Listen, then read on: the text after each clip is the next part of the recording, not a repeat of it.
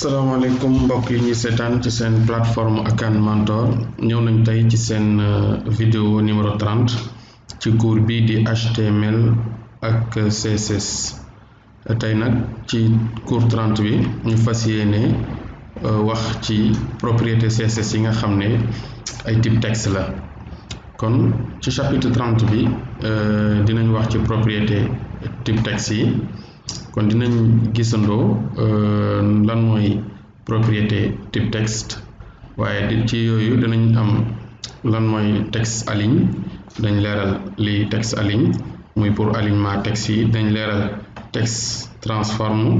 ngir maanaam mën a transformer sa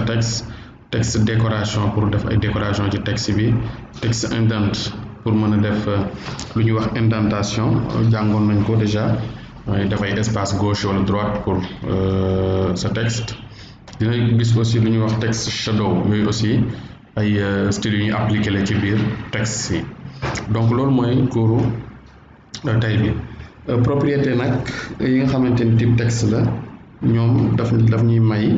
kon ñu mën a soppi mise en forme texte yi ak seen ay melokaan donc yaakaar naa loolu mooy objectif u cours tey bi waaye tamit différence bi nga xamante ni moom moo am ci propriété yi nga xam ne type font la ak propriété type texte mooy propriété type texte moom dépendrul ci police bi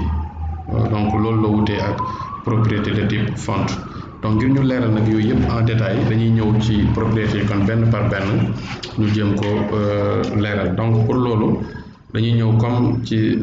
ni ñu doon def ci cours yi passé donc fii am nañ benn document benn fichier HTML boo xam ne donc benn titre H1 la am ak ñaari paragraphe donc premier paragraphe deuxième paragraphe bu ci nekk aussi am na classe donc bii classe P1 bii classe P2 léegi nag bi ñu njëkk a gis kon mooy texte aligne bi pour alignement texte yi donc suñu ñëwee déjà suñu résultat gis nga ni donc suñu titre P1 suñu titre H1 moo ngi nii donc ñaari paragraphe yaa ngi nii par défaut nag ci sa page HTML texte yi dafay aligné à gauche donc léegi nag texte aligne mooy tax nga mën ko aligner à droite wala au centre wala donc bari na ay attributs yoo xamante ni donc mën na ko jël donc bi ñuy njëkkee mooy day ñëw suñu titre H1 ñu par exemple aligner ko au centre donc da ngay ñëw nga def H1 nii après texte aligne texte tiré aligne comme ça nga def 2 points center voilà donc soo defee loolu rek ñu enregistré donc bu ñëwee ñu actualiser donc centré na kon li nga xamante ni moom mooy suñu H1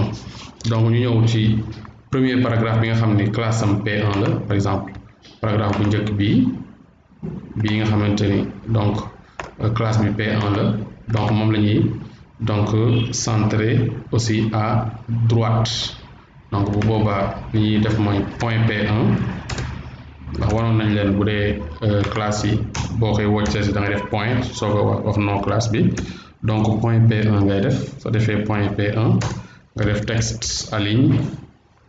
2 points nga def right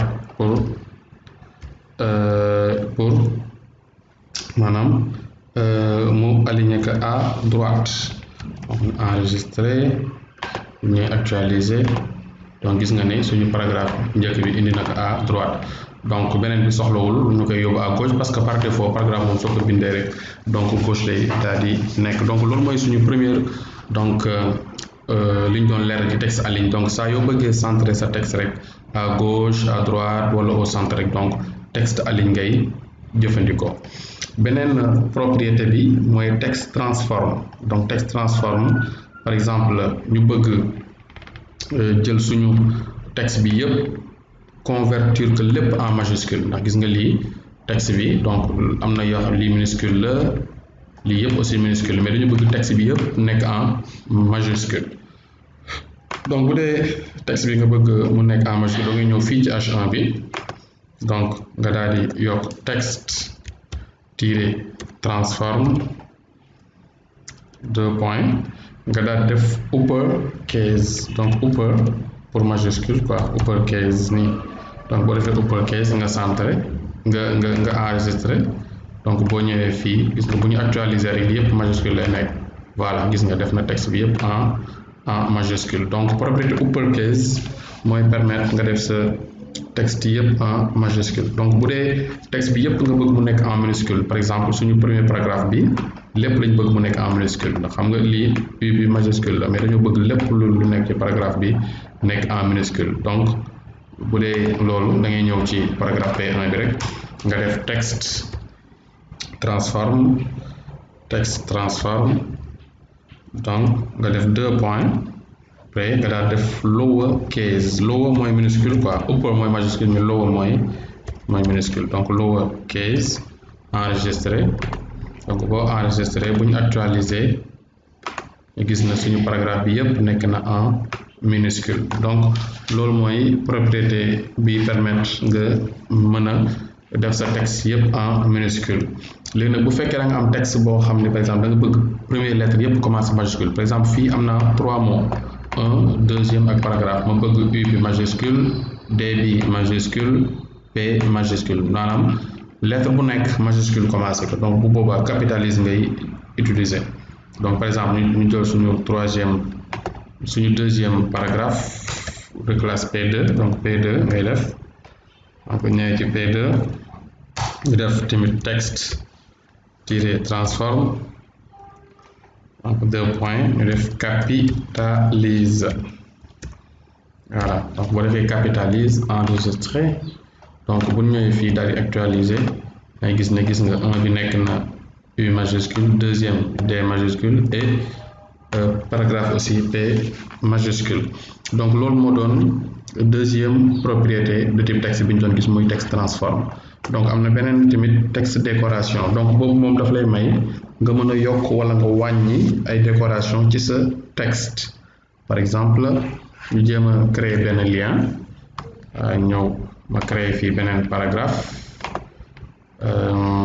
fii par exemple voilà ma créer benn lien, autant pour moi au lieu de paragraphe je crée un lien. Donc lien boo xam ni daf lay yóbbu vers benn site comme Seneweb par exemple. Donc ma def href, jotoon nañ gis lien yi ni ñu koy créer, donc href ma def site bi ma bëgg dem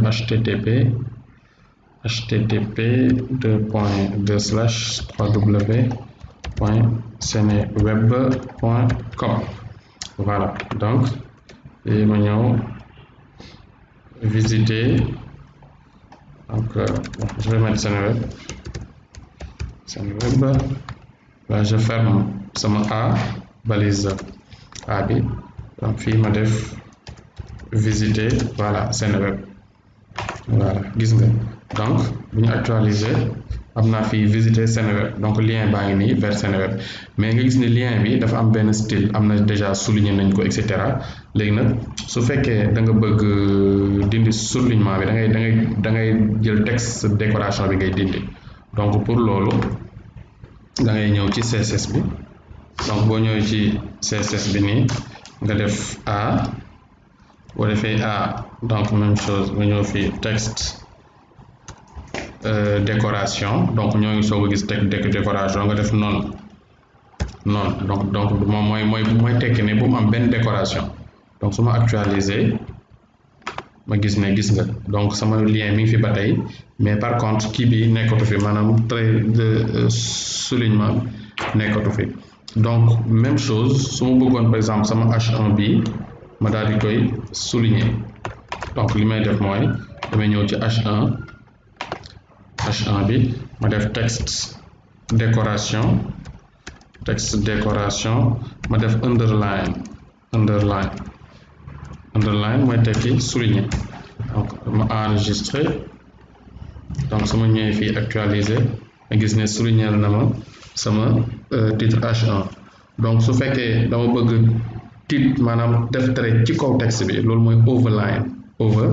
overline. Donc damay ñëw ci sama classe premier paragraphe bi, donc ma ñëw texte décoration 2 points texte décoration ma def overline donc enregistré, voilà gis nga ñu gis ne fii kon ci kaw am na benn trait de soulignement loolu mooy overline bi. léegi nag bu fekkee dama bëgg barrer sama texte par exemple ma jël paragraphe bi ma bëgg mu barrer texte bi bu boobaa beneen attribut bu tudd through lay utiliser donc damay ñëw fii ci P2 bi ma def texte décoration donc 2 points ma def through voilà donc li mooy nekk valeur bi THROUGH donc mooy pour barrer texte. donc ñëw actualiser texte décoration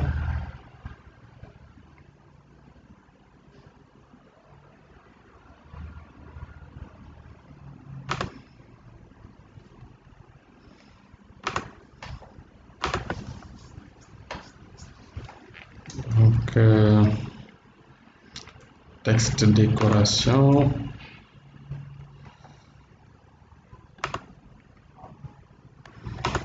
voilà donc texte décoration da ngay yokk fi line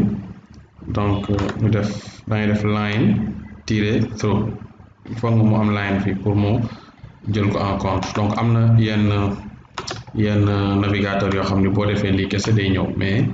donc am na boo defee boobu ñëwul nga def donc line through donc boo ñëwee actualiser te gis ne donc barré na texte bi. voilà donc loolu moo doon ñeent yi ñu waroon a gis ci maanaam texte décoration léegi nag pour indenter donc li ñu waxoon mooy def espace donc mën nga indenter à gauche wala nga indenter à droite def espace à gauche ou à droite sa texte donc li ñuy def mooy di ñëw par exemple ci suñu deuxième paragraphe mooy paragraphe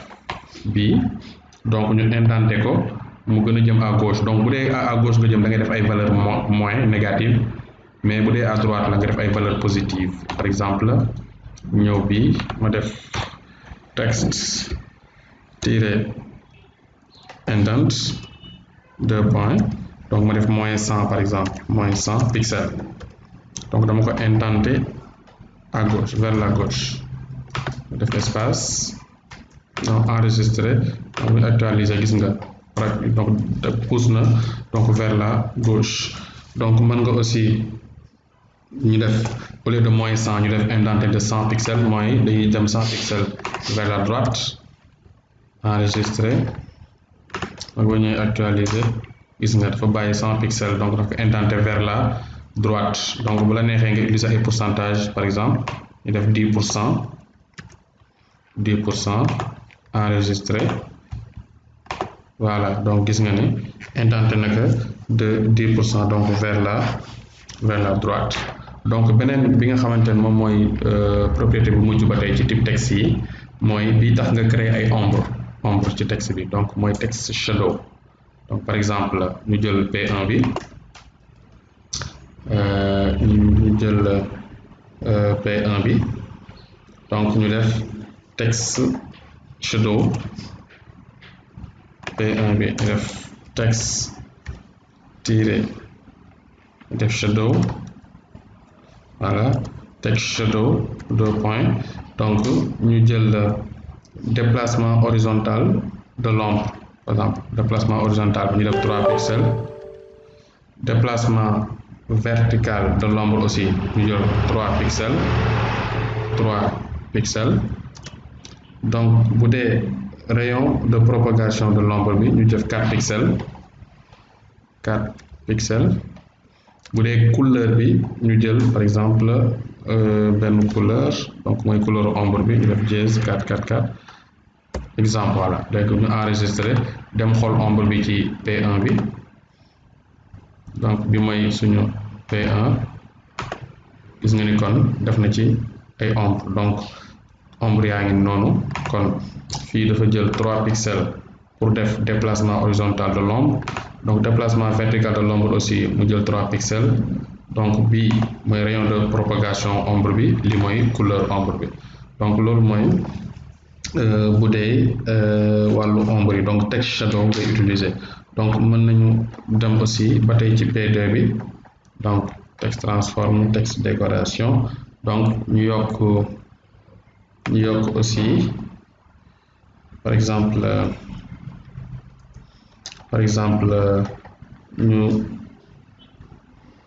ñu yokk fi text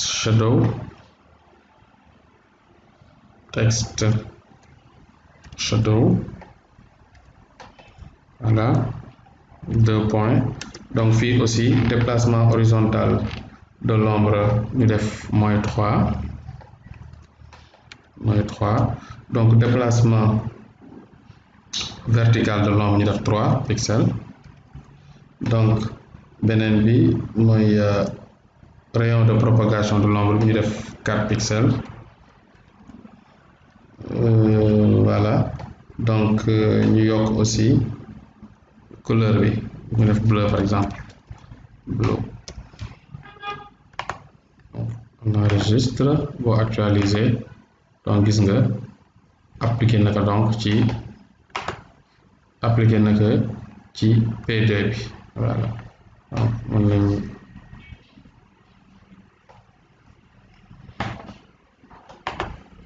voilà, donc noonu ngay appliquer donc lépp loo xam ne lu jëm ci wàllum ombre bi la. donc mën nga tester ay valeurs yu wuute, par exemple fii mën nga def 3, fi nga def -3, voilà, 4 pixels 1. mën nga def tout le temps ay combinaison di vérifier di xool benn par benn. donc bu dee H1 bi par exemple mën nañ ci def aussi ñu tester ay valeurs ba tey ci H1 bi donc fii ñu def text tiré shadow 2 points, donc ñu def 0 pixel, encore vertical ñu def 0 pixel, propagation ñu def 3 pixels, couleur bi ñu def teal, donc teal mooy bleu vert. donc bii mooy ombre bi ci texte bi lay nekk carrément, donc ombre sur le texte lui-même. ñu enregistré, voilà, gis nga kon H1 bi ni mu ko def. donc loolu lañ leen indiloon tey mu doon ay propriétés yu ci texte bi yu am solo yoo xam ne dina mën a may ngeen def ay mise en forme ci seen texte. kon loolu lañ leen indiloon ci cours tey bi muy cours numéro 30. ñu leen jox rendez-vous ci beneen cours ba tey.